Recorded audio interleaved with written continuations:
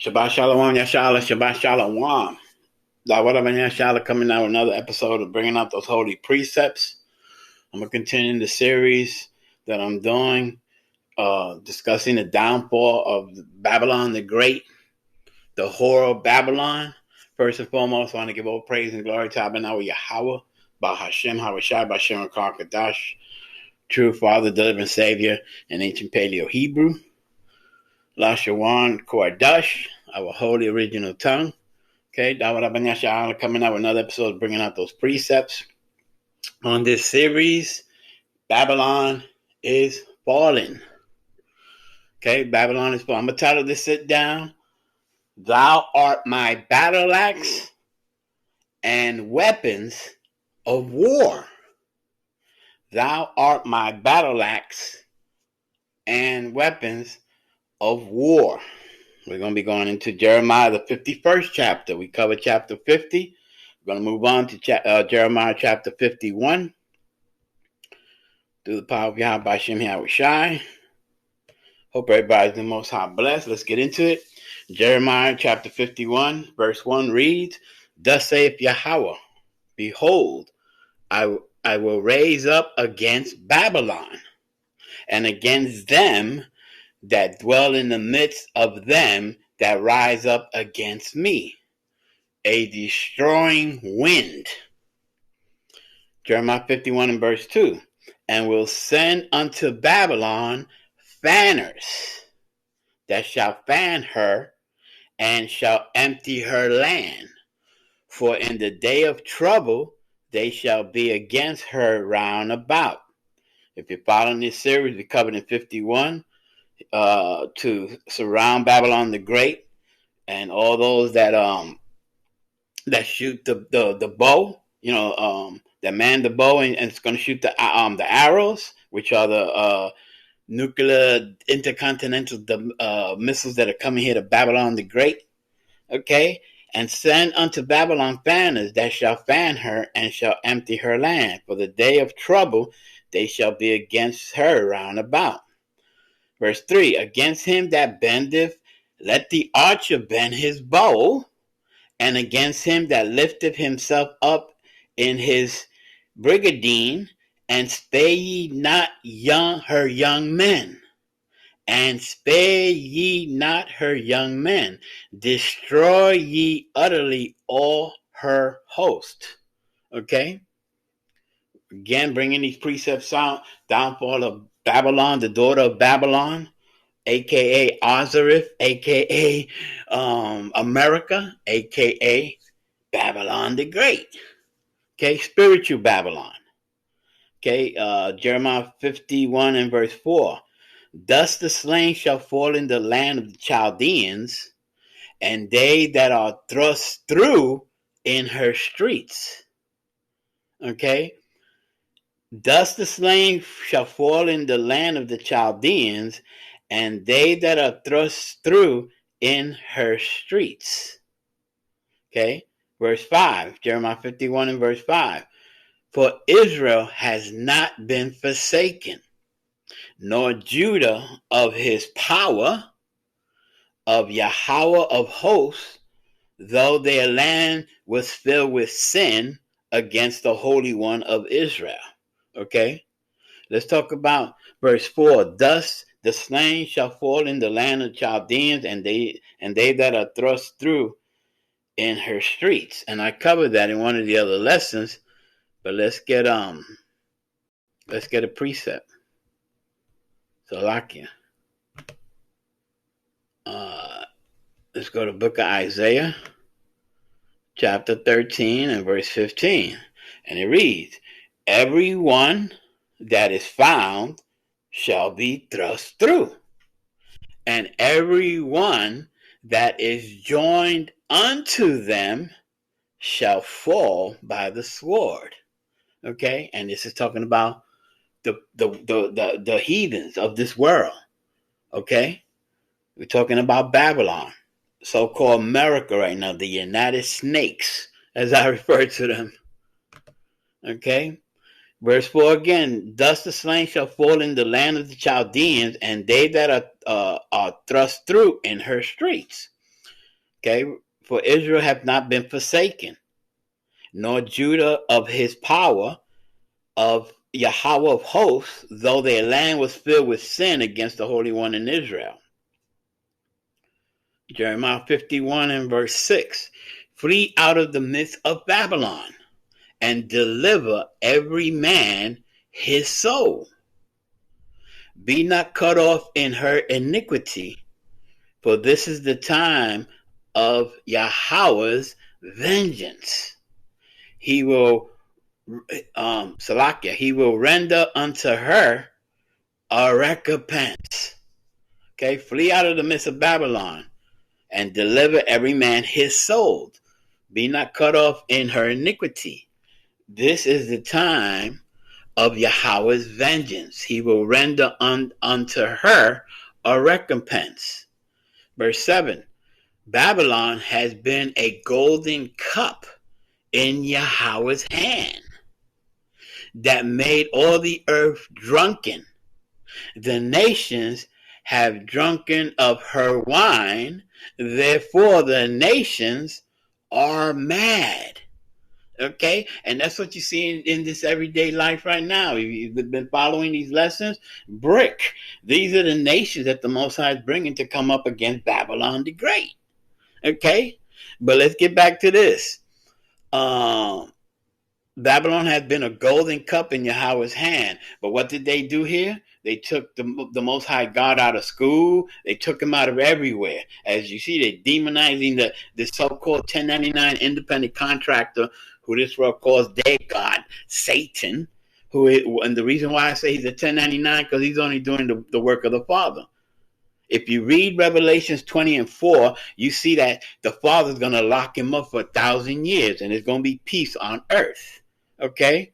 So what does that mean? The Father's in control. Pursuant to Daniel 4:17, it reads that the living may know that the Most High ruleth in the kingdom of men, and gives it to whoever he will, setteth up kings and removeth kings.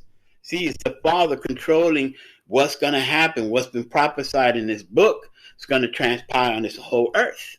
Okay?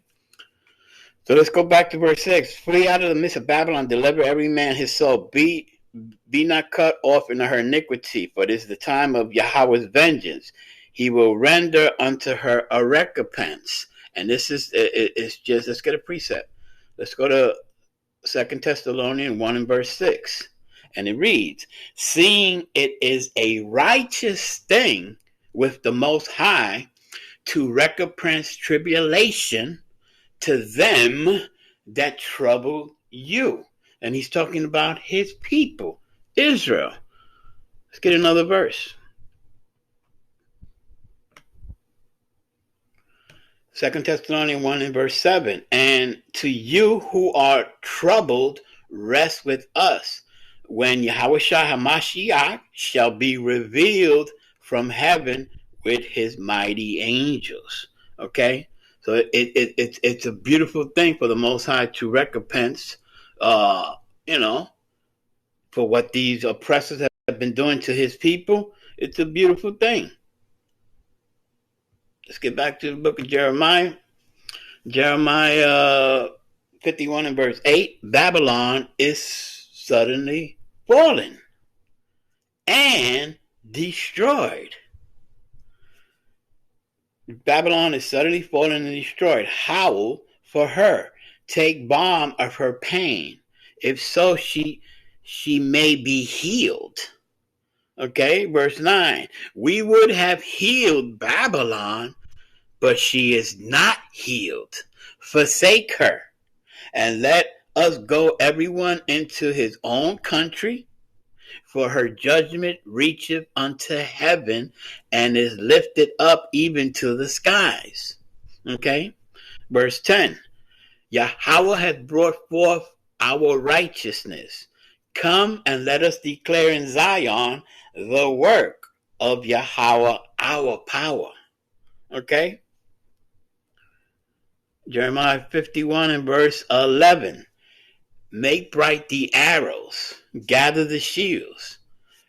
Yahweh has raised up the spirit of the kings of the Medes, for his device is against Babylon, to destroy it, because it is the vengeance of Yahweh, the vengeance of his temple.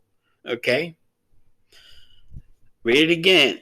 Make bright the arrows, gather the shields. Yahweh has raised up the spirits of the kings of the Medes. And if you know about the captivity of the Persian Medes, it tells you what land it is in modern day Iran and Iraq, which both are going to be joining BRICS to come against Babylon the Great. Okay, make bright the arrows, gather the shield. Yahweh has raised up the spirit of the kings of the Medes, for his device is against Babylon. And talking about the kings of the Medes, let's get a precept. And it's going to talk about the kings of the East. And you could go precept upon precept. And let's let the Bible speak. This is Book of Revelations 16 and verse 12. And it reads, the sixth angel poured out his vial upon the great river Euphrates, and the waters thereof were dried up, that the way of the kings of the East might be prepared. Okay, read it again. Revelation 16 and verse 12. And the sixth angel poured out his vial upon the great river Euphrates. And we see it. Everybody's freaking out because the Euphrates is dried up. It took that's old news. But do you really know why it's drying up? Let's get it. And the sixth angel poured out his vial upon the great river Euphrates, and the water thereof was dried up, that the way of the kings of the East might be prepared. Okay, so he dried up that water mass so it could be easy to transport. You see that? That's what's happening here in Babylon the Great. Okay, the kings of the East. Let's go back to Jeremiah, talking about the make bright the arrows, gather the shields. Yahweh has raised up the spirit of the kings of the Medes, for his device is against Babylon, to destroy it, because it is vengeance of Yahweh, the vengeance of his temple. Verse 12, set up the standard upon the walls of Babylon. Make the watch strong. Set up the watchmen, prepare the ambushes, for Yahweh has both devised and done that which he spake against the inhabitants of Babylon. So what the Father's saying here, what he said is going to transpire. It's going to come to pass, thus saith the Lord, thus saith the Holy Bible. Verse 13, O thou that dwellest upon many waters, abundant in treasures, thine end is come, and the measure of thy covetousness. Okay? O thou that dwellest upon many waters, abundant in treasures. We know who it is. We know who calls himself the superpower, and now is the falling of the so-called Babylon the Great, the superpower. Abundant in treasures, thy end is come, and the measure of thy covetousness. Okay? Verse 14, Yahweh of hosts shall have sworn by himself, saying, surely I will fill thee with men, as with caterpillars, and they shall lift up and shout against thee. Okay? Verse 15, Jeremiah 51 and 15, he has made the heaven by his power. He hath established the world by his wisdom, and have stretched out the heaven by his understanding. Okay? Verse 16, when he uttereth his voice, there is a multitude of waters in the heaven, and he causes the vapor to ascend from the end of the earth. He maketh lightnings with rain, and bringeth forth the wind out of his treasures. Okay, we know all these destroying storms, or if you don't know, the destroying storms, the hurricanes, everything, those are judgments of the Father. The hailstorms that's falling, that's judgment of the Father. Okay, point blank, period.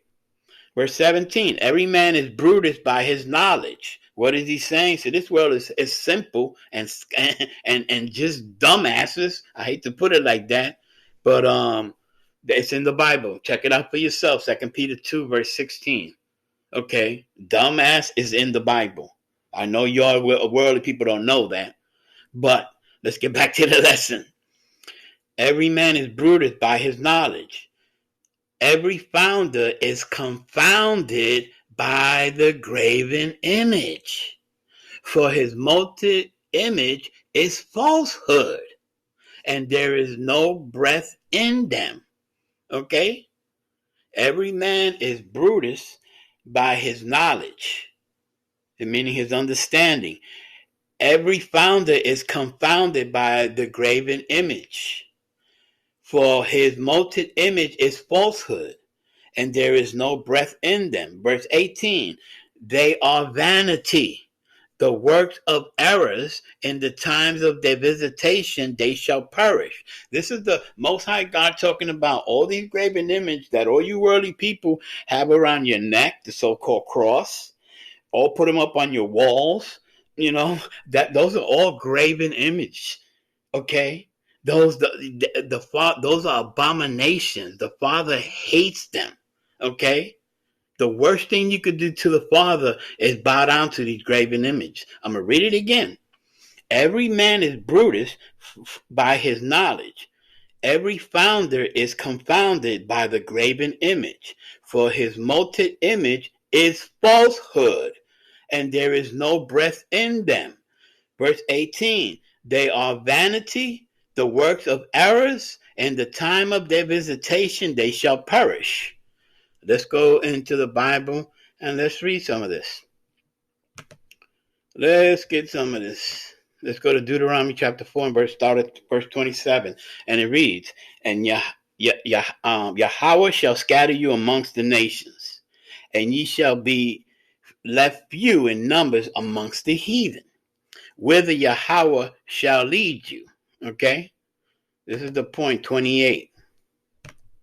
Deuteronomy 4 and 28. And there ye shall serve gods, the works of men's hands, wood and stone, which neither see nor hear nor eat nor smell. Okay? Here in Babylon the Great, then this is in the Tanakh and in the Torah, the first 5 books of the Bible. Who knows? That's where the laws are. Deuteronomy 4 and verse 28. And there ye shall serve gods, the works of men's hands, wood and stone. Why is it wood and stone? Wood represents Christianity. Stone represents so-called Islam, the Quran, the stone of Mecca that they worship over there. Okay? Ye shall serve gods, the works of men's hands, wood and stone, which neither see nor hear nor eat nor smell. See what the next verse says. Okay? But from it thence thou shalt seek Yahweh thy power, thou shalt find him, if thou seek him with all thy heart and with all thy soul. Let's talk more about the graven image. Let me back up what I said. It's an abomination to the Father. The worst thing you could do. Staying in the book of Deuteronomy, chapter 7 and verse 25. And it reads, the graven images of their gods. Then he's not even claiming them for him. The Most High God, the God of the Bible, the God of Abraham, Isaac, and Jacob. Okay, that's why he's our Father. He's not the heathens. Okay, that's why they're bowing down to that false image of Caesar Borgia and saying that he's Jesus. Okay, but that's not our Messiah. But let's stay on topic. Deuteronomy 7 and 25. The graven images of their gods shall ye burn with fire. Thou shalt not desire the silver or gold that is on them, nor take it upon thee, lest thou be snared therein, for it is an abomination to Yahweh thy power. Okay, those graven images that you're putting on around your necks, on your earrings, or everywhere, all those graven images, you're gonna pay for that. Thus saith the Lord, thus saith the Holy Bible. My thing is to prove it to you for what it is. It is an abomination. Okay? That means a capital death punishment. You're going in the lake of fire. Thus saith the Lord. Thus saith the Holy Bible. Let's get more edification. Let's go to the next verse. To prove that y'all put them in your houses. Deuteronomy 7 and verse 26. Neither shalt thou bring an abomination into thine house.